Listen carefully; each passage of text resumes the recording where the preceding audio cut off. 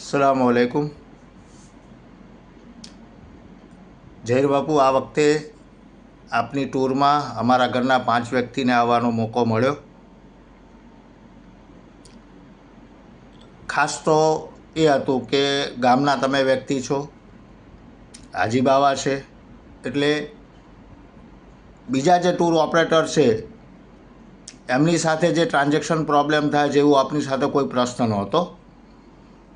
એટલે પેમેન્ટ બાબતે કોઈ પણ વ્યક્તિ આપની ટૂરમાં આવવા ઈચ્છે તો નિશ્ચિંતપણે આપને એ પેમેન્ટ આપી શકે અને અમે પણ આપને આપ્યું।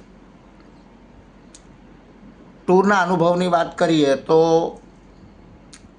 આપની ટૂરમાં આપના ઘેરથી સાથે હતા અને એકાદ દિવસ રહીને મુસ્તાક બાપુ પણ આવ્યા। દરેક વ્યક્તિની પર્સનલ કેર લેવામાં આવી, પૂરેપૂરું ધ્યાન રાખવામાં આવ્યું। ખાવા માટે કોઈ આવતું નથી પણ છતાંય ખાવાના મેન્યુમાં બધું કમ્પેરેટિવલી આપણા પેકેજના પ્રમાણમાં ખૂબ સરસ હતું।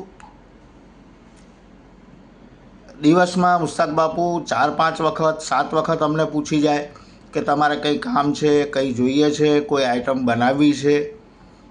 એટલે ખૂબ સારો સપોર્ટ મળ્યો જે બીજા ટૂર ઓપરેટર ક્યારેય નથી આપતા। કંઈક પ્રોબ્લેમ હોય એટલે ટૂર ઓપરેટર ભાગી જાય, આપણે કોઈને કહેવું હોય તો કોને કહી શકીએ। એના બદલે આપણી ટૂરમાં સામે ચાલી અને વારંવાર પૂછવામાં આવતું કે તમને કંઈ પ્રોબ્લેમ છે, તમને કોઈ જોઈએ છે। ઝિયારતના અંદર ગાઈડ સાથે આપ્યો અને જે મુકદ્દસ જગ્યાઓની ઝિયારત કરી એ મુકદ્દસ જગ્યાનું મહત્ત્વ શું છે, આપ સલ્લલ્લાહુ અલૈહિ વસલ્લમ સાથે કે સહાબાએ કિરામ સાથે એ જગ્યા કઈ રીતે સંકળાયેલી છે એની વિગતવાર માહિતી અમને ગાઈડના હિસાબે મળી। મોટા ઉમરા પર અમને ઝારાનાના કરાવ્યા। વચ્ચે હું બીમાર પડ્યો તો જેવી ખબર પડી તરત જ મુસ્તાક બાપુ મારી પાસે આવ્યા કે ચલો તમને હું દવાખાને લઈ જાઉં, ટેક્સી કરીને લઈ જાઉં। એટલે એવી પણ કેર લીધી।